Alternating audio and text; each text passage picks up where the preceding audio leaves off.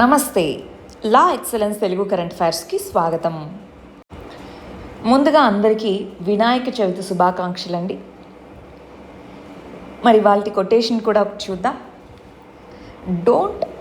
Don't judge each day by the harvest you reap but by the seeds that you plant.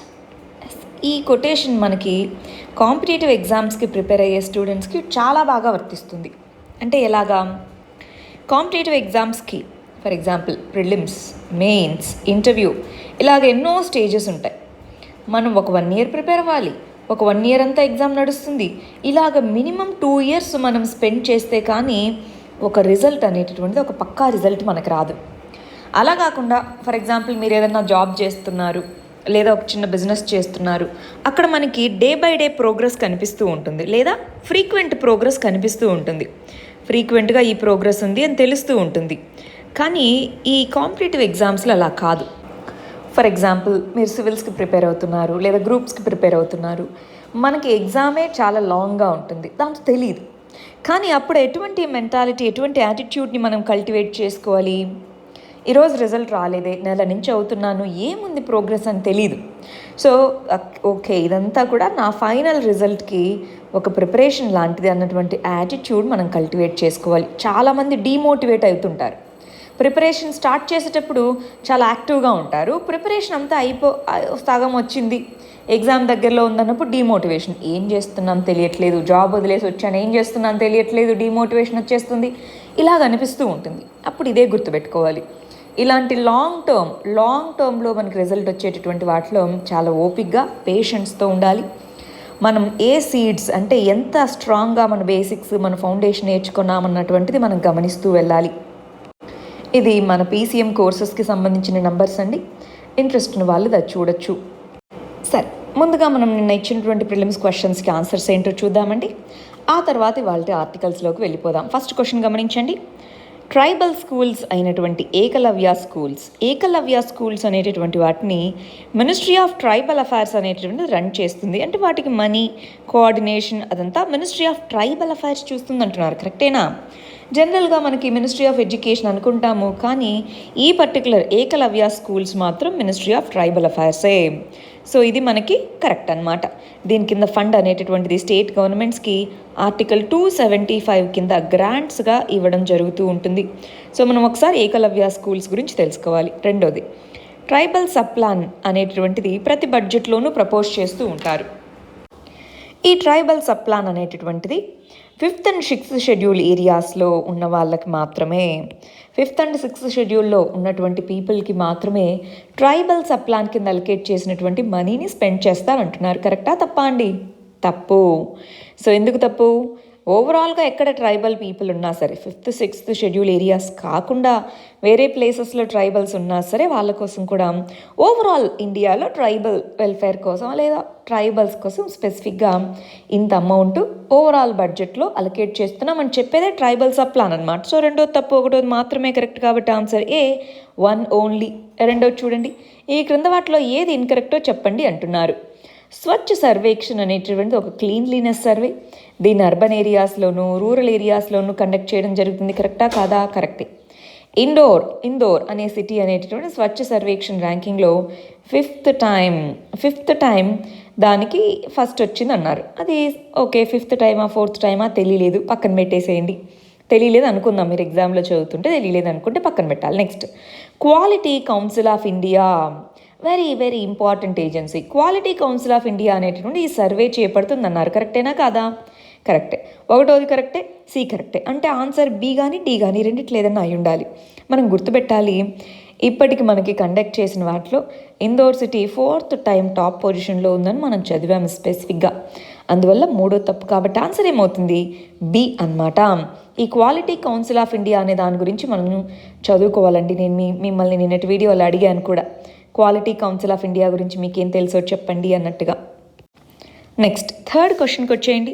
Parliamentary standing committee అసలు ఎందుకు ఇచ్చాము ఈ question? Parliamentary standing committee ఏదైతే information టెక్నాలజీకి సంబంధించిందో అది Facebook ఇండియాకి సంబంధించినటువంటి ప్రతినిధుల్ని పిలిచి మాట్లాడింది. ఏమయ్యా నువ్వు బయాస్ చూపిస్తున్నావంట అన్నట్టుగా. సో ఆ కంటెక్స్లో మనం ఈ క్వశ్చన్ ఇచ్చారు. పార్లమెంటరీ స్టాండింగ్ కమిటీ యొక్క ఫంక్షన్స్ ఏంటి అన్న దాని గురించి ఈ క్వశ్చన్.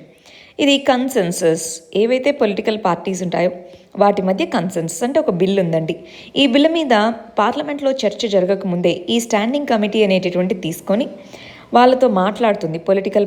వివిధ పొలిటికల్ పార్టీస్ సంబంధించిన రిప్రజెంటేటివ్స్తో మాట్లాడి ఇది ఈ బిల్ యొక్క ప్రొవిజను. సో మీరేమంటారు అని అందరితో కన్సెన్సస్ అనేటటువంటిది కన్సల్టేషన్స్ చేపట్టి కన్సెన్సస్ని తీసుకొని రావడంలో పార్లమెంటరీ స్టాండింగ్ కమిటీ ఇంపార్టెంట్ రోల్ని ప్లే చేస్తుంది. అందువల్ల ఇది కరెక్టేనా కాదా? కరెక్ట్. రెండోది టెక్నికల్ ఎక్స్పర్టైజ్ని ప్రొవైడ్ చేస్తుంది. టెక్నికల్ ఎక్స్పర్టీజ్ అంటే ఏంటి? పార్లమెంట్లో మనకి పార్లమెంటరీ సభ్యులకి ఏమైనా క్వాలిఫికేషన్ ఉందా? వీళ్ళు ఇంత చదువుకొని ఉండాలి, ఇవన్నీ ఏమీ లేవు. స్పెసిఫిక్ క్వాలిఫికేషన్స్ ఏమీ లేనప్పుడు కొన్ని areas, for example surrogacy bill అన్నారనుకోండి. సరోగసీ అనేటటువంటి ఒక టెక్నికల్ కాన్సెప్ట్. సో వాటన్నిటినీ ముందుగా ఈ పార్లమెంటరీ స్టాండింగ్ కమిటీ నీట్గా స్టడీ చేసి సింపుల్ ఫామ్లో దాన్ని పార్లమెంట్ ముందు ప్రజెంట్ చేస్తుంది. అందువల్ల ఇది కూడా కరెక్టే. మూడోది ఆడిటింగ్. అకౌంట్స్ని ఒక్కొక్క ఇంపార్టెంట్ మినిస్ట్రీకి ఒక్కొక్క పార్లమెంటరీ స్టాండింగ్ కమిటీ ఉంటుంది. దాన్ని ఆడిట్ చేస్తుంది అంటున్నారు. ఆడిట్ చేస్తుందా? ఆడిట్ చేయదు. అకౌంట్స్ని ఆడిట్ చేసేది ఎవరు? CAG. మూడో తప్పు తీసేయండి. ఆన్సర్ ఏమవుతుంది? B 1,2 only. నాలుగోది గమనించాలి. రాంపాల్ మైత్రి పవర్ ప్లాంట్ అనేటువంటిది రీసెంట్గా న్యూస్లో ఉంది కదా. దేనికి సంబంధించింది? మనము బంగ్లాదేశ్లో కన్స్ట్రక్ట్ చేస్తున్నటువంటిది. నిన్నటి వీడియోలో చదువుకున్నాం కదా, చాలా రైల్వే ప్రాజెక్ట్స్, ఈ పవర్ ప్లాంట్ వీటి యొక్క మానిటరింగ్ కోసం స్పెషల్గా మరి ఇండియా అనేది చూస్తుంది అన్నట్టుగా మనం చదువుకున్నాము. ఆన్సర్ ఏమవుతుంది? D అవుతుంది. సరే, మరి వాళ్ళ ఆర్టికల్స్ మొదలు పెడదామండి. అయితే ఇక్కడ ఒక విషయం, అదేంటి, ఇవాళ చాలా తక్కువ ఆర్టికల్స్ ఇంపార్టెంట్ ఉన్నాయి. సో క్విక్గానే మనం కంప్లీట్ చేసేద్దాం. ఫస్ట్ ఆర్టికల్ వచ్చేటప్పటికి పాలిటీలో చదువుకుంటాము. సుప్రీంకోర్టు ఏం క్వశ్చన్ అడిగిందంటే, గవర్నమెంట్ అనేటటువంటిది ఎకనామిక్ ఇన్స్టిట్యూషన్స్ని ఓపెన్ చేసింది, అవునా? ఎకనామిక్గా ఏవైతే ఇండస్ట్రీస్ కానీ ఆఫీసెస్ కానీ వాటిని ఓపెన్ చేసుకోవచ్చు, కొన్ని రూల్స్ అవి పాటించి అంది. అలాంటప్పుడు రిలీజియస్ ప్లేసెస్ని ఎందుకు ఓపెన్ చేయలేదు? రిలీజియస్ ప్లేసెస్లో కూడా మరి రిలీజియస్ ప్లేసెస్ మీద ఎందుకు రెస్ట్రిక్షన్? రిలీజియస్ ప్లేసెస్ని కూడా ఓపెన్ చేయాలి అన్నట్టుగా సుప్రీంకోర్టు చెప్పడం జరిగిందనమాట. మనం ఒకసారి ట్రెండ్ గమనించి చూస్తే లాస్ట్ మంత్ బ్యాక్ మనకి పూరీ జగన్నాథ్ యాత్ర గుర్తుందా?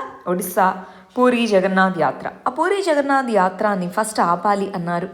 ఆ తర్వాత సుప్రీంకోర్టు కొంతమంది వెళ్తే ఏం చెప్పింది? లిమిటెడ్ నెంబర్ ఆఫ్ పీపుల్తో ఈ COVID-19కి సంబంధించినటువంటి జాగ్రత్తలు ఏవైతే తీసుకోవాలో ఆ జాగ్రత్తలన్నీ తీసుకున్నాక మీరు ఆ పర్టికులర్ ప్రొసెషన్ ఏదైతే ఉంటుందో జగన్నాథ్ యాత్ర అంటాం, సో దాన్ని కండక్ట్ చేసుకోవచ్చు అనే జడ్జిమెంట్ ఇచ్చింది, తీర్పు ఇవ్వడం జరిగింది. అయితే ఇప్పుడు సుప్రీంకోర్టు ఏమంటుందంటే, ఇదిగో ముంబైకి సంబంధించి జైన్ టెంపుల్స్ అనేటటువంటివి ఉన్నాయి, మీరు వాటిని అలో చేయము అని అంటే ఏ విధంగా కుదురుతుంది?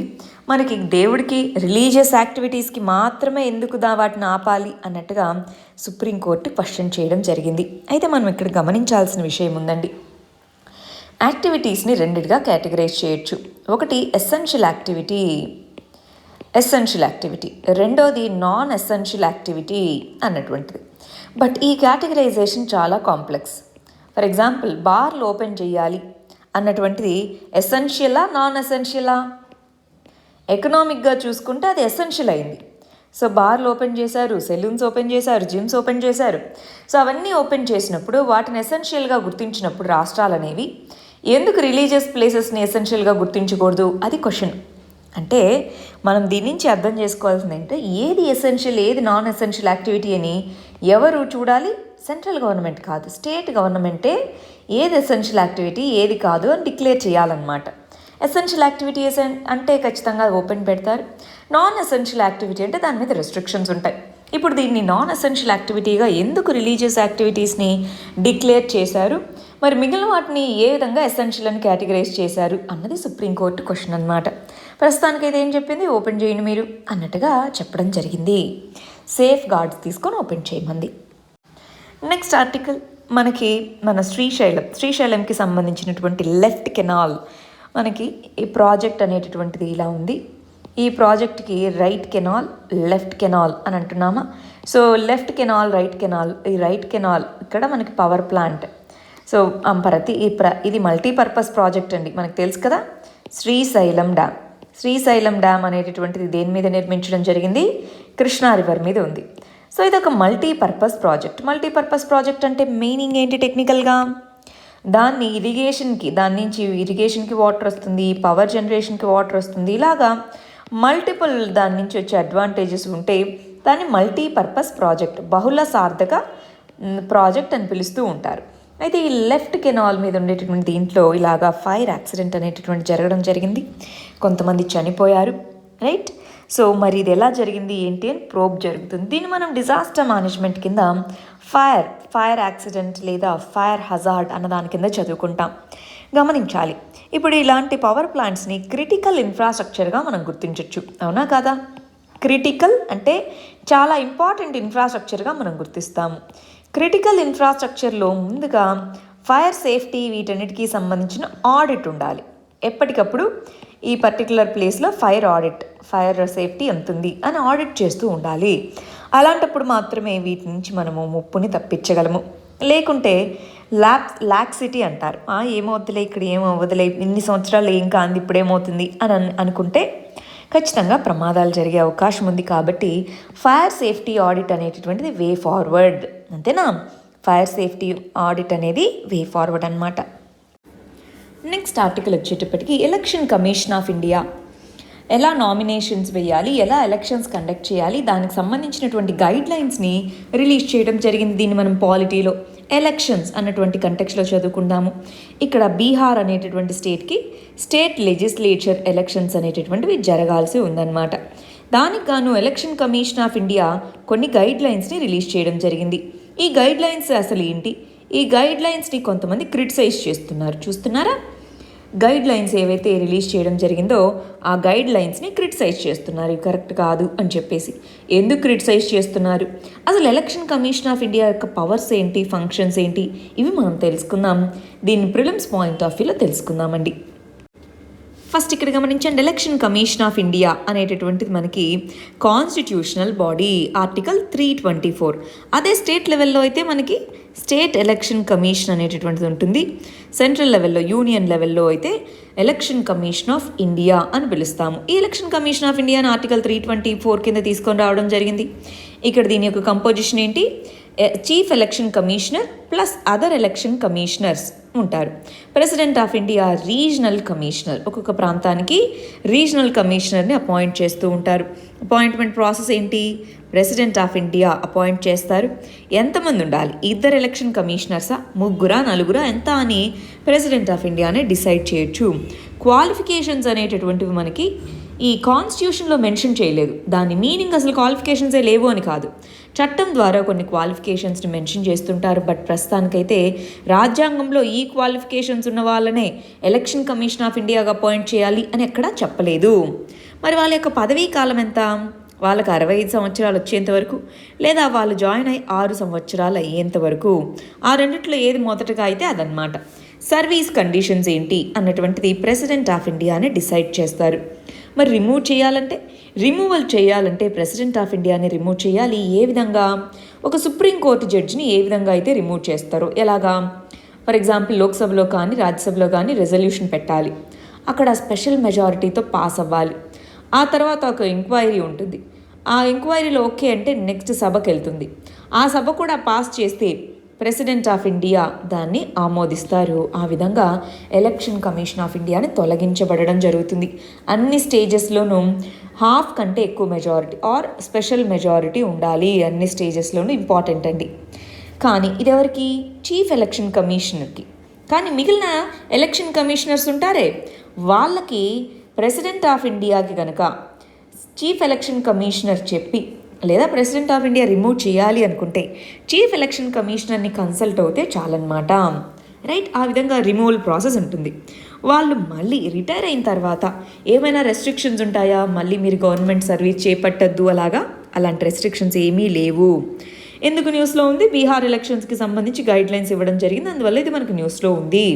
మనం ఏం చేయాలి? పాలిటీ టెక్స్ట్ బుక్ ఓపెన్ చేసి ఎలక్షన్ కమిషన్ ఆఫ్ ఇండియాకి స్టేట్ ఎలక్షన్ కమిషన్కి ఉన్నటువంటి తేడాలు ఏంటి, వాళ్ళ పవర్లో పరిధి ఏంటి, అవి మనం తెలుసుకోవాలి. సరే, ఇప్పుడు ఆర్టికల్లోకి వచ్చేద్దాం. ఏమేమి చెప్పడం జరిగింది ఎలక్షన్ కమిషన్ ఆఫ్ ఇండియా? ఇదిగో, మీరు ఫస్ట్ నామినేషన్స్ వేయాలి. సో నామినేషన్స్ అన్నీ కూడా డైరెక్ట్గా మీరు వెళ్ళైనా ఇవ్వచ్చు, ఆన్లైన్ ప్రాసెస్ అయినా చేయొచ్చు. ప్రతి ఒక్క కాన్స్టిట్యుయెన్సీకి ఆన్లైన్లోనే మీరు నామినేషన్ వేయచ్చు. డిపాజిట్ అంటే కొంత మనీ చెల్లించాలి. ఎలక్షన్స్కి పోటీ చేయాలంటే కొంత మనీ, సో ఆ డిపాజిట్ అమౌంట్ అనేది చెల్లించాలన్నా ఆన్లైన్లోనే ఆ ప్రక్రియ అనేది చెల్లించాలి. మీరు డాక్యుమెంట్స్ సబ్మిట్ చేయాల్సి ఉంటుంది ఒకవేళ ఎలక్షన్స్లో కంటెస్ట్ చేయాలంటే, అంటే ఆస్తులకు సంబంధించిన వివరాలు, ఇలాంటి కొన్ని డాక్యుమెంట్స్ ప్రూఫ్స్ సబ్మిట్ చేయాలంటుంది. అవన్నీ కూడా ఆన్లైన్లో చేయొచ్చు. మరి ఎప్పుడైతే ఓటింగ్ జరిపేటప్పుడు ఓటింగ్కి ఈవీఎంసే వాడదాము. ఈవీఎంస్కి సంబంధించి ఎప్పటికప్పుడు వాటిని క్లీన్ చేస్తూ ఉంటారు, శానిటైజర్స్, ఇలాగా రకరకాల గైడ్లైన్స్ అన్ని. శానిటైజర్స్ వాడాలి, దూరం పాటించాలి. ఎవరికైతే ఫీవర్ అలాంటివి ఉందో వాళ్ళు లాస్ట్ 1 అవర్, సో లాస్ట్ అవర్లో వచ్చి అలాంటి వాళ్ళందరూ ఓట్ వేయచ్చు. ఇలాంటి మెజర్స్ అన్నీ చెప్పడం జరిగిందండి ఎవరు? Election commission of India. అయితే అపోజిషన్ పార్టీస్ వీళ్ళేం చెప్తున్నారు? ఇదిగో, ఇప్పుడు ఇక్కడ ఏదైతే ఉందో మీరు చెప్పిన వాటిలో ఇక్కడ ఒక ప్రొవిజన్ చెప్పడం జరిగిందండి ఎవరు? Election commission of India. ఏమని? ఇప్పుడు ఎలక్షన్ ర్యాలీస్ జరిగినప్పుడు గ్యాదర్ అవుతారు, అవునా? పీపుల్ గ్యాదర్ అవుతారు. అలా గ్యాదర్ అయినప్పుడు కనుక వాళ్ళు సరైనటువంటి సోషల్ డిస్టెన్సింగ్ అవన్నీ పాటించకుండా అక్కడ అల్లర్లు గొడవలు ఇవేమన్నా జరిగితే ఎవరైతే క్యాంపెయిన్ చేస్తూ ఉన్నారో సో వాళ్ళే దానికి ఫైన్స్ అవి చెల్లించాల్సి ఉంటుంది అన్నారు. ఇప్పుడు ఈ ప్రొవిజన్ని పోలీసులు కానీ ఈ వ్యవస్థని గవర్నమెంట్ ఏదైతే ఉంటుందో అది కంట్రోల్ చేయగలదు కొంతవరకైనా. సో అప్పుడు క్యాంపెయినింగ్ జరిపేటప్పుడు కావాలని ఆ పర్టికులర్ క్యాండిడేట్ మీద, కంటెస్టెంట్ మీద ఇలాగా ఫైన్స్ వేయడము, డిస్క్వాలిఫికేషన్ లాంటివి కనుక మీరు పెట్టుకోగలిగితే అప్పుడు పవర్ మిస్యూజ్ అవుతుంది కదా అంటున్నారు. అంటే లోకల్ అథారిటీసే డిసైడ్ చేస్తాయి. మనకి డిజాస్టర్ మేనేజ్మెంట్ చట్టము అనుంది. ఈ డిజాస్టర్ మేనేజ్మెంట్ చట్టం కింద స్టేట్ లెవెల్లో స్టేట్ డిజాస్టర్ మేనేజ్మెంట్ అథారిటీ అనుంది. ఈ state disaster management authority guide lines ఇవ్వాలి, ఏ టైంలో ఎలా, ఎప్పుడు, ఎక్కడ క్యాంపెయిన్ చేసుకోవాలి అని. సో గవర్నమెంట్ అనేది మిస్యూజ్ చేయొచ్చు కదా అన్నది ఇక్కడ క్రిటిసిజం ఏంటి? ఇక్కడ పవర్స్ని మిస్యూజ్ చేసుకునే అధికారం ఉంది. క్యాంపెయిన్ టైంలో మనకి ఎస్పెషలీ కోవిడ్-19 టైంలో ఎక్కువ మంది రారు, సో ఆ టైంలో పవర్ మిస్యూజ్ అనేటటువంటిది ఉండొచ్చు కదా అంటున్నారు. బట్ ఇది అన్ని సందర్భాల్లోనూ ఉండొచ్చు, బట్ ఇక్కడ ఎక్కువ కన్సర్న్. రెండోది, అపోజిషన్ పార్టీ ఈవీఎంస్ వద్దు అంటున్నారు. కానీ ఈవీఎంస్ మేము ఎంత వద్దని చెప్పినా సరే వాళ్ళు పట్టించుకోవట్లేదు అన్నారు. ఇప్పుడున్న టైంలో బ్యాలెట్ పేపర్స్ని వాడితే ఎంత రిస్క్ అవుతుందండి గమనించండి. బ్యాలెట్ పేపర్స్ని వాడితే ఎంత రిస్క్ అవుతుంది? సో ఈవీఎంస్ వద్దు అని పొలిటికల్ పార్టీస్ చెప్పినప్పటికీ కూడా ఎలక్షన్ కమిషన్ ఆఫ్ ఇండియా ముందుకు వెళ్తూ ఉంది.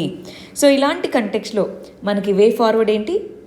ఎలక్షన్స్ ఫ్రీ అండ్ ఫెయిర్ ఎన్విరాన్మెంట్లో జరగాలి. నేను ఓట్ వేసేటప్పుడు భయంతోనో ఫేవర్ కోసమో అలా వేయకూడదు. ఫ్రీ అండ్ ఫెయిర్గా ఎలక్షన్స్ జరగాలి. ప్లస్ ఈ మెజర్స్ ఏవైతే చెప్పడం జరిగిందో అపోజిషన్ పార్టీస్ వాటిలో ఏదైనా జెన్యూన్ కన్సర్న్స్ ఉంటే చూసుకోవాలి. సేఫ్టీ అనేటటువంటిది ఇంపార్టెంట్. ఓటర్ యొక్క సేఫ్టీ అనేది ఇంపార్టెంట్. సో ఈ విధంగా కనుక చూసుకోగలిగితే, ఎందుకంటే ఇప్పట్లో మరి ఎలక్షన్స్ పోస్ట్పోన్ చేసుకుంటూ వెళ్ళలేం. ఇప్పుడు ఒక క్వశ్చన్ రావచ్చు మీకు, ఇప్పుడు ఏమంత అర్జెంటు, ఎలక్షన్స్ని పోస్ట్పోన్ చేయొచ్చు కదా, ఈ కరోనా దీని యొక్క ఏదైతే ఇంపాక్ట్ ఉండబోతుందో అది ఇప్పట్లో తగ్గేలాగా లేదు. సో పోస్ట్పోన్ చేస్తే మామూలుగా ఒక గవర్నమెంట్కి 5 సంవత్సరాలు కాలపరిమితి, అవునా అండి? సో మరి పోస్ట్పోన్ చేసుకుంటూ వెళ్తే ప్రజలు ఇచ్చినటువంటి మ్యాండేట్ని మించి వాళ్ళు ఎక్కువ రోజులు ఉండాల్సి వస్తుంది. దాని బదులు ఎప్పుడైనా ఇంతే ఉంది కదా అని ఎలక్షన్ కమిషన్ ఆఫ్ ఇండియా ముందుకెళ్తుంది. ఎలక్షన్స్ కోసం సేఫ్టీ అనేటటువంటిది ఖచ్చితంగా ఎన్ష్యూర్ చేయాల్సి ఉంటుంది. ఎందుకంటే ఇక్కడ ఎవరికైనా ఉంది, లైన్లో నిలబడ్డారు, అలా వచ్చిందనుకోండి, ఆ పోలింగ్ బూత్స్ అనేటటువంటివి సూపర్ స్ప్రెడర్స్ అంటే ఏంటి? సూపర్ స్ప్రెడర్ అంటే ఎక్కువ మందికి స్ప్రెడ్ చేసే అవకాశం ఉండేటటువంటి ఇండివిజువల్స్ అక్కడి నుంచి వచ్చే అవకాశం ఉంది. సో అందుకని safety norms compulsory. Next article చూడాలి. శ్రీలంకలో కాన్స్టిట్యూషనల్ రిఫార్మ్ గురించి. దీని ఇంటర్నేషనల్ రిలేషన్స్లో చదువుకుంటాం. ఇండియన్ నైబర్హుడ్లో ఏమేం జరుగుతుందన్న కంటెక్స్లో నిన్నటి వీడియోలో 21st వీడియోలో డీటెయిల్గా చూసామా లేదా? 19th కాన్స్టిట్యూషనల్ అమెండ్మెంట్ అంటే ఏంటి, అదేం చేసింది? శ్రీలంక యొక్క ప్రెసిడెంట్ ఎవరైతే ఉన్నారో, president of Sri Lanka Sri Lankan president 2 సార్లే, ఒక వ్యక్తిని 2 సార్లు మాత్రమే, అమెరికాలో ఎలాగైతే 2 సార్లు మాత్రమే ఒక వ్యక్తి ప్రెసిడెంట్ అవ్వచ్చు అంటారో అలాంటి కండిషన్ ఒకటి తీసుకొని వచ్చారు. ఎలక్షన్ కమిషన్ ఆఫ్ ఇండియా లాంటి ఇండిపెండెంట్ బాడీస్కి పవర్ని ఎక్కువగా ఇచ్చారు. పార్లమెంట్ లేదా లెజిస్లేచర్ అంటాం. సో పార్లమెంట్ ఏదైతే ఉందో దానికి పవర్స్ అనేటటువంటివి ఈ 19వ రాజ్యాంగ సవరణ చట్టం ద్వారా 2015లో తీసుకొచ్చారు. అయితే ఇప్పుడున్నట్టు గవర్నమెంట్ వాళ్ళకి కాన్స్టిట్యూషనల్ అమెండ్మెంట్ చేయాలంటే 2/3 వంతు మెజారిటీ ఉండాలండి, 2/3 మెజారిటీ ఉండాలి. ఇప్పుడున్న గవర్నమెంట్కి 2/3 మెజారిటీ ఉంది. దాంతో వాళ్ళు దీన్ని అమెండ్ చేసి ఈ ప్రొవిజన్స్ ఏవైతే ఉన్నాయో అవి తీసేయాలి. ఇంకా వచ్చే రోజుల్లో కొత్త కాన్స్టిట్యూషనే తీసుకొని రావాలి, న్యూ కాన్స్టిట్యూషన్నే తీసుకొని వస్తాము అన్నట్టుగా ఇక్కడ చెప్పడం జరిగింది. అయితే ఇక్కడ మనం గమనించాలండి, ఈ ప్రొవిజన్స్ అన్నిటినీ అమెండ్ చేసినప్పుడు కూడా డెమోక్రటిక్గా ఎలక్ట్ అయిన గవర్నమెంటే చేసింది, మెజారిటీ వచ్చాకే చేసింది. సో అంటే అప్పుడు ప్రజల ద్వారా ఎన్నుకోబడిన వాళ్ళు చేసినటువంటి దాన్ని ఇష్టం వచ్చినట్టుగా మార్చడం ఎంతవరకు డెమోక్రసీ, ప్రజాస్వామ్యం యొక్క ప్రిన్సిపల్స్, డెమోక్రటిక్ ప్రిన్సిపల్స్ అంటాం, ప్రజాస్వామ్య విలువలకి కట్టుబడి ఉంటుందన్నది మన క్వశ్చను. మరి మనం నిన్న చదువుకున్నట్టు ఒకవేళ ఇక్కడ ప్రెసిడెన్షియల్ పవర్స్ ఇవి బాగా పెరిగి అక్కడ ఉన్నటువంటి మైనారిటీ కమ్యూనిటీ అయినటువంటి తమిళ్స్కి సంబంధించి ఏదైనా ఇష్యూ వచ్చిందంటే అది మళ్ళీ 2 దేశాల మధ్య చిన్న వివాదంగా మొదలవుతుంది. అందువల్ల అక్కడ ఏమేమి డెవలప్మెంట్స్ అవుతున్నాయన్నది మనం క్లియర్గా చూస్తూ ఉంటాం. నెక్స్ట్ ఆర్టికల్ గమనించాలి, సోషల్ జస్టిస్. దీన్ని ఇక్కడ ఇంపాక్ట్ ఆఫ్ COVID-19 అన్న దాని గురించి మాట్లాడుతున్నారు. డిఫరెన్షియల్ ఇంపాక్ట్ ఉంది అంటున్నారు. ఓవరాల్గా ఇక్కడ చెప్తుంది ఏంటంటే COVID-19 అనేటటువంటి డిసీజ్ ఏదైతే ఉందో దీన్ని WHO పాండమిక్గా గుర్తించింది. ప్రపంచవ్యాప్తంగా కేసులు అనేవి నమోదయ్యాయి. అందరి మీద ఎంతో కొంత ఇంపాక్ట్ అయితే ఉంది, అవునా కాదా అండి? అందరి మీదనూ ఇంపాక్ట్ అనేటటువంటిది ఉంది. మనం అనుకుంటాము డిసీజ్ ఇది అందరినీ ఈక్వల్గా ట్రీట్ చేస్తుంది అని, కానీ ఇలాంటి డిసీజెస్ ఇవి వచ్చిన టైంలో ఈ డిఫరెన్షియేషన్ అనేది ఉంటుంది. ఏ విధంగా డిఫరెన్షియేషన్? రిచ్ పూర్ డిఫరెన్షియేషన్ ఉంటుంది, ఎడ్యుకేటెడ్ నాన్ ఎడ్యుకేటెడ్ డిఫరెన్షియేషన్ ఉంటుంది, organised sector unorganised sector differentiation ఉంటుంది, upper caste lower caste difference అనేటటువంటిది ఉంటుంది. నెక్స్ట్ టెక్నాలజీని యూజ్ చేయడం వచ్చిన వాళ్ళు, నాన్ టెక్నాలజీ యూజ్ చేయడం రాని వాళ్ళు, ఇలా ఎన్నో డిఫరెన్సెస్ ఉంటాయి అంటున్నారు. ఎలాగో చూద్దామా? ఫస్ట్ ఇక్కడ ఒక విషయం గమనిద్దామండి. గ్రేట్ లెవెలర్ అనేటటువంటి బుక్ని వాల్టర్ షీడెల్ అనే పర్సన్ రాశారనమాట. అతని ప్రకారం ఏంటి, 4 ఈవెంట్స్ అనేటటువంటివి ఇనీక్వాలిటీస్ని తగ్గిస్తాయి. 4 టైప్స్ ఆఫ్ ఈవెంట్స్ ఇనీక్వాలిటీస్ని తగ్గిస్తాయి, కొన్ని ఇనీక్వాలిటీస్ని క్రియేట్ చేస్తాయి అని కూడా చెప్పారు. సో ఇతని దృష్టిలో ఏవి గ్రేటర్ ఎకనామిక్ ఈక్వాలిటీని తీసుకొచ్చేవేంటి? పాండమిక్ అంటే ఇలాంటి మహమ్మారి సందర్భాలు, వార్, రెవల్యూషన్, స్టేట్ కొలాప్స్ అయిపోవడం, ఇలాంటివి ఎకనామిక్ ఈక్వాలిటీని తీసుకొని వస్తాయి అన్నారు. కానీ ఇప్పుడు మనం చూస్తే ఎకనామిక్ ఈక్వాలిటీనా ఎకనామిక్ ఇన్ఈక్వాలిటీనా? ఫర్ ఎగ్జాంపుల్ క్లాస్ అంటే rich and poor. So rich family, for example ఒక ఫ్యామిలీ, పూర్ ఫ్యామిలీ తీసుకోండి. వీళ్ళిద్దరిలో ఎవరు ఎక్కువగా ఇంపాక్ట్ అయ్యారండి? అన్ఎంప్లాయ్మెంట్ వచ్చింది. వీళ్ళ దగ్గర ఎంతో కొంత బఫర్ అనేటటువంటిది ఉంది, అంటే ఎంతో కొంత సేవింగ్స్ బఫర్ మనీయో ఉంది. మళ్ళీ ఇదంతా అయిపోయి నార్మల్ సిచ్యువేషన్కి వచ్చాక మళ్ళీ వాళ్ళు సంపాదించుకుంటారు. కానీ ఇక్కడ ఎప్పటికప్పుడు కడుపు నిండుకోవడానికి డబ్బులు కావాల్సిందే. సో బఫర్ అలాంటిది ఏమీ లేదు. ఎవరు ఇంపాక్ట్ అయ్యారు ఎక్కువగా? పూర్ ఇంపాక్ట్ అయింది. అలాగే కాస్ట్ వైజ్గా మనం చూసుకుంటే మనకి ఇక్కడ ఒకసారి గమనించండి. సో మనకి ఇండియాలో ఉండేటువంటి డేటా ప్రకారం చూసుకుంటే అప్పర్ కాస్ట్ మరియు ఫర్ ఎగ్జాంపుల్ ఇక్కడ చూస్తే scheduled cost, scheduled tribes, OBCs, ఇలాగ మనము కాస్ట్ వైజ్గా చూసుకుంటే మనకి డిఫరెన్సెస్ అనేవి కనిపిస్తున్నాయి లేదా? అప్పర్ కాస్ట్, లోవర్ కాస్ట్, ఇలాగా, రైట్? సో కాస్ట్ వైజ్గాను మనం చూసుకుంటే డిఫరెన్షియల్ ఇంపాక్ట్ అనేటటువంటిది ఉంది. నెక్స్ట్ ఎడ్యుకేషన్ వైజ్గా చూసుకుంటే హైయర్ ఎడ్యుకేషన్ ఇలాగ చేసి కొంచెం స్కిల్డ్ జాబ్స్లో ఉన్న వాళ్ళకి ఎక్కువ ఇంపాక్ట్ అయిందా, లేదా బేసిక్ లెవెల్ ఎడ్యుకేషన్ నుండి నార్మల్ సెమీ స్కిల్డ్ జాబ్స్ ఇవి చేసుకుంటున్న వాళ్ళకి ఎక్కువ ఇంపాక్ట్ అయిందా అండి? సెమీ స్కిల్డ్, అవునా కాదా? సో అంటే ఎడ్యుకేషన్ అనేటటువంటిది technology, for example ICT, information communication technology, internet usage, ఇవన్నీ బాగా తెలిసిన వాళ్ళకి ఇది పెద్దగా ఇంపాక్ట్ చూపించలేదు. అవి తెలియని వాళ్ళు ఎక్కువ ఇంపాక్ట్ అవుతున్నారు, అవునా కాదా అండి? అంటే ఇంతకుముందు ఇవే చెప్పేవాళ్ళు, కాస్ట్ అనేటటువంటి డిఫరెన్షియల్స్ అని. ఇప్పుడు ఎడ్యుకేషన్ మరియు టెక్నాలజీ కూడా ఈ గ్రూప్లోకి చేరిపోయాయి. వెరీ వెరీ ఇంపార్టెంట్ అండి. ఎస్ఏఎస్లో ఇలాంటి పాయింట్స్ రాయడం చాలా చాలా నెసెసిటీ, చాలా యూజ్ అవుతుంది, గమనించండి.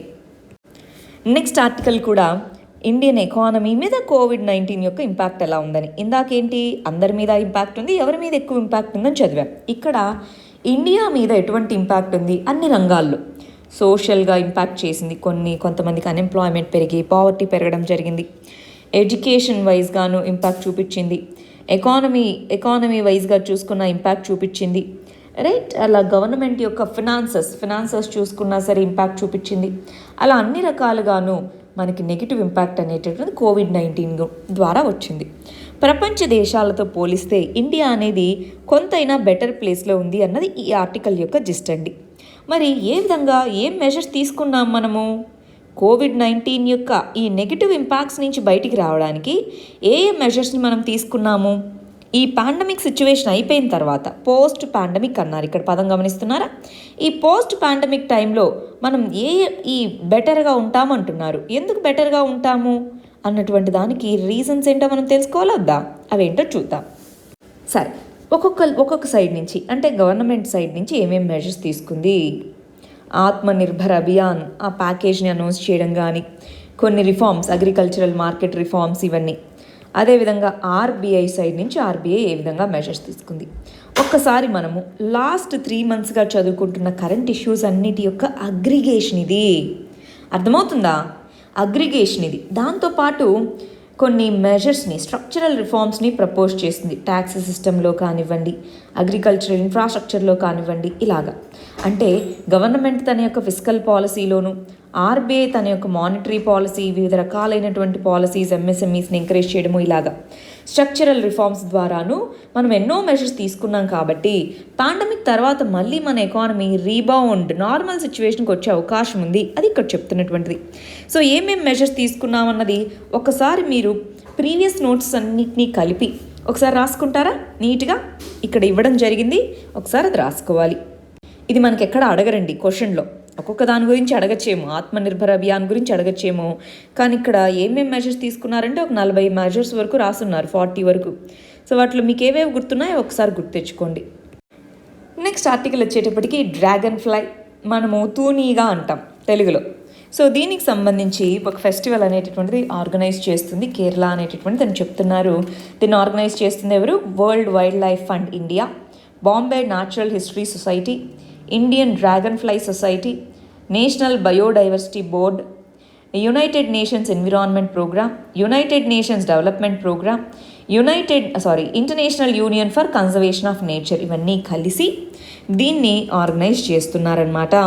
ఇంతకీ అసలు ఎందుకు ఇంపార్టెంట్ అండి వీటిని మనము ఇవి ఏం చేస్తూ ఉంటాయి? పాలన్ అంటారు, మొక్క. ఫర్ ఎగ్జాంపుల్ ఒక ప్లాంట్ ఉందనుకోండి, దానిలో ఉండే ఫ్లవర్ నుంచి ఇక్కడ ఉండేటటువంటి చిన్న చిన్న పుప్పొడి రేణువులు అంటారు తెలుగులో. సో పాలన్ గ్రెయిన్ అని అంటారు ఇంగ్లీష్లో. సో ఈ పాలన్ గ్రెయిన్ లేదా పుప్పొడి రేణువుల్ని, సో వాటి యొక్క దానికి కాళ్ళు ఉంటాయి.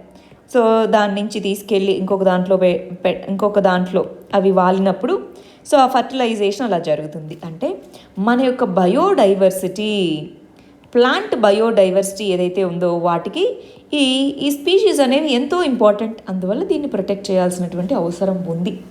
దానికోసం ఇక్కడ దీన్ని కండక్ట్ చేస్తున్నారు. ఇదిగో దానికి సంబంధించి దాని యొక్క మస్కాట్ అంటే సింబల్ ఏంటి ఇక్కడ? పంతలు అనేటటువంటిది అనమాట. పాంతలు అంటారు. పాంతలు అనేటటువంటిది అఫీషియల్ మస్కట్గా దీన్ని డిక్లేర్ చేయడం జరిగిందనమాట. నెక్స్ట్ ఆర్టికల్ వచ్చేటప్పటికి మూడీస్ అనేటటువంటిది ఏంటి? ఒక రేటింగ్ ఏజెన్సీ. డిఫరెంట్ కంట్రీస్ యొక్క ఎకానమీస్, కంపెనీస్కి సంబంధించి రేటింగ్స్ని ఇచ్చేటటువంటి ఏజెన్సీస్ చాలా ఉంటాయి. మూడీస్ అని, ఫిచ్ అని, M&M అని, ఇలాంటివన్నీ ఇంటర్నేషనల్. మన ఇండియాలో వచ్చేటప్పటికి ఇక్రా అని, ఇలాంటివన్నీ ఉంటాయి. ఈ కంటెక్స్లో మరి మూడీస్ ఏం చెప్తుంది? స్టేట్ రన్ బ్యాంక్స్ అంటే పబ్లిక్ బ్యాంక్స్ ఏవైతే ఉన్నాయో వాటిలో క్యాపిటల్ షార్టేజ్ అనేటటువంటిది ఉంది. సో అందువల్ల వాటికి మనీ ఇవ్వాలి అన్నట్టుగా చెప్తున్నారు. సో దీన్ని మనం ఎకానమీలో బ్యాంకింగ్ అన్న దాని కింద చదువుకుంటున్నాం. ఇక్కడ ఏంటి విషయము? ఇప్పుడు పబ్లిక్ సెక్టార్ బ్యాంక్ ఉందండి. Public sector banks already NPA అంటే నాన్ పర్ఫార్మింగ్ అసెట్ అనే ప్రాబ్లమ్ని ముందు నుంచి ఫేస్ చేస్తూ ఉంది. దానికి తోడు ఇప్పుడు కోవిడ్-19 రావడంతో మొరటోరియం అన్నారు, కొన్ని రోజులు లోన్ని పోస్ట్పోన్ చేసుకునేటట్టు. సో మొరటోరియం వచ్చేసింది. దాంతోపాటు చిన్న కంపెనీస్, పెద్ద కంపెనీస్ అన్నీ కూడా ఎన్పిఎస్కి వెళ్తూ ఉన్నాయి. ఈ కంటెక్స్లో ఇప్పుడు వాటికి బ్యాంకులకైనా డబ్బులు ఎలా వస్తాయండి? మనం వెళ్ళి డిపాజిట్ చేస్తాము, వాళ్ళ బ్యాంక్ వాళ్ళు దాన్ని తీసుకొని వాళ్ళు లోన్స్కి ఇచ్చుకుంటారు. ఆ లోన్స్ వాళ్ళకి తిరిగి చెల్లిస్తేనే కదా డిపాజిటర్స్కి మళ్ళీ డబ్బులు చెల్లించగలది. చెల్లించలేనప్పుడు దానికి వచ్చే ప్రాఫిట్ తగ్గిపోతుంది. ఎప్పుడు వీళ్ళు చెల్లించినప్పుడు ప్రాఫిట్ తగ్గిపోతుంది.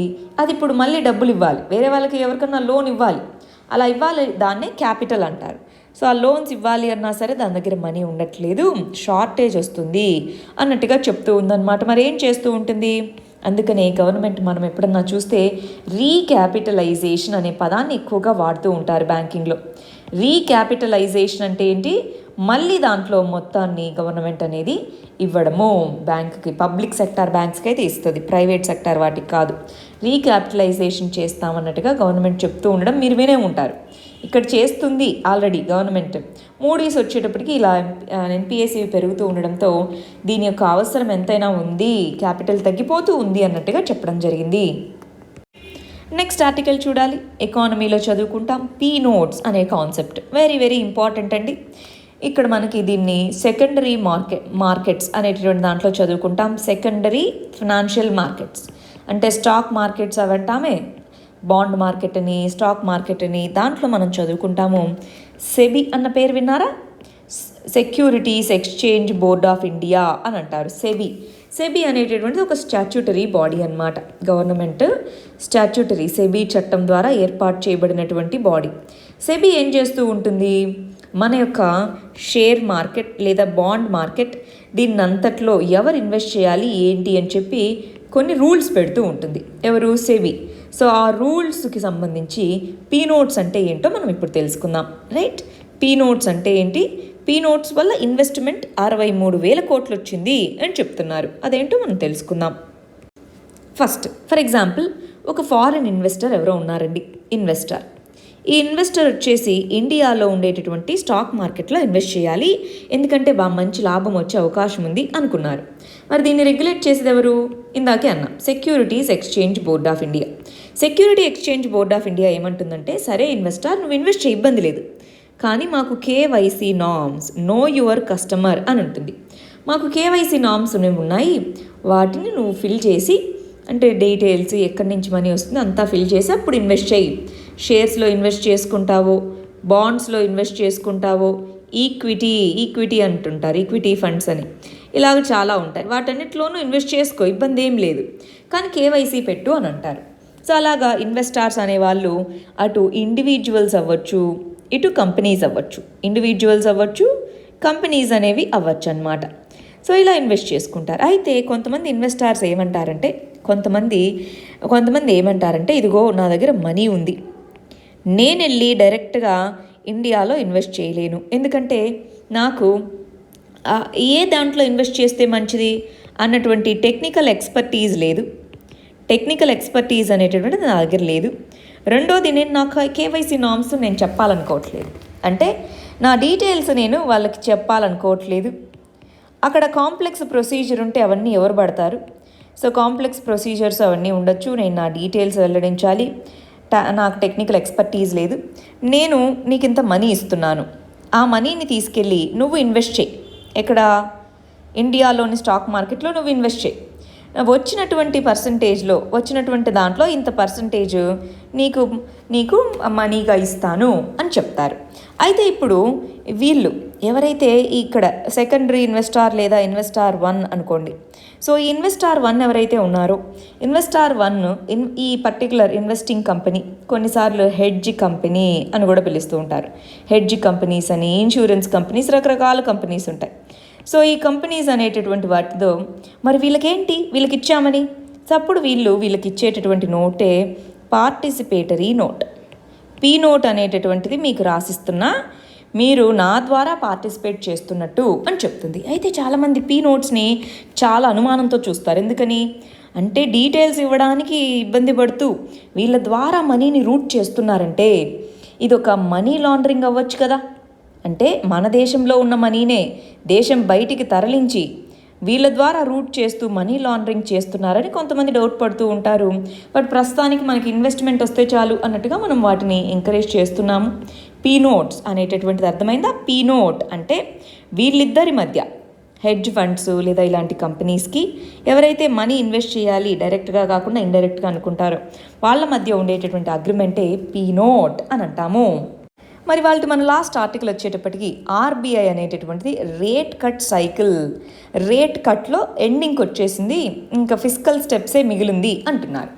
సో దీన్ని మనం ఎకానమీలో ఫిస్కల్ పాలసీ అన్న దాని కింద చదువుకుంటాం. మనకి ఎకనామిక్ పాలసీస్ని ఇన్ జనరల్ 2 రకాలుగా కేటగరైజ్ చేస్తామండి. ఒకటి కోశ విధానం లేదా ఫిస్కల్ పాలసీ అంటాము. రెండోది మానిటరీ పాలసీ లేదా ద్రవ్య విధానం అని పిలుస్తూ ఉంటారు. మానిటరీ పాలసీకి మేజర్గా ఆర్బీఐ అనేటటువంటి చూసుకుంటూ ఉంటుంది.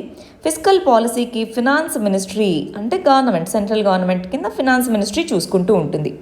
ఆర్బీఐ ఏమేం చేయగలదు? ఇంట్రెస్ట్ రేట్స్ని తగ్గించగలదు, మనీ సప్లై ఎలా ఉండాలి అవంతా చూసుకోగలదు. మనం నిన్నటి వీడియోలో క్వాంటిటేటివ్, క్వాలిటేటివ్ అని చెప్పి 2 పదాలు చదువుకున్నాం, గుర్తున్నాయా? రెపో, రివర్స్ రెపో, అవన్నీ చూడండి. సో ఇప్పుడు ఆర్బీఐ ఏమంటుంది? ఆర్బీఐకి సంబంధించి అది ఎంతవరకు తగ్గించగలదో అంతవరకు తగ్గించింది. ఇంకా ఆర్బీఐ ఏమీ చేయలేదు, ఎందుకంటే ఒక సైడ్ ఇన్ఫ్లేషన్ ఎక్కువగా ఉంది, ఒక సైడ్ గ్రోత్ తక్కువగా ఉంది. సో ఇంట్రెస్ట్ రేట్ని ఏం మార్చినా సరే, ఏది కొద్దిగా మార్చినా రెండిట్లో ఏదైనా ఇంపాక్ట్ అవుతుంది. సో ప్రస్తుతానికి ఆర్బీఐ చేతిలో ఇంక లేదు. ఆల్రెడీ చాలా పాయింట్స్ ఇంట్రెస్ట్ రేట్స్ని తగ్గించుకుంటూ వచ్చింది. ఇంకా ఉన్నదంతా ఫినాన్స్ మినిస్ట్రీయే. ఫినాన్స్ మినిస్ట్రీ ఏం చేయగలదు?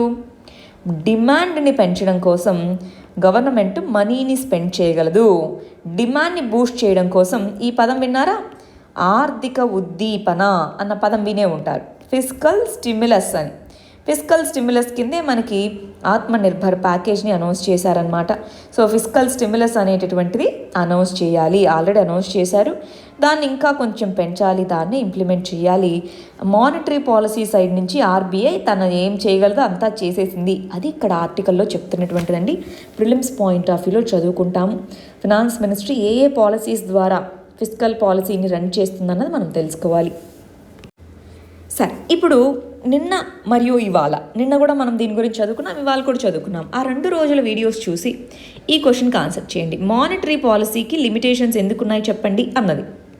మరి ఇవి మన first set of prelims questions, ఇవి మన second set of prelims questions. వీటికి ఆన్సర్స్ కమెంట్ సెక్షన్లో ఇవ్వండి. రేపు మనం వీటికి కరెక్ట్ ఆన్సర్స్ ఏంటో చూద్దాం. All the very best. Thank you very much.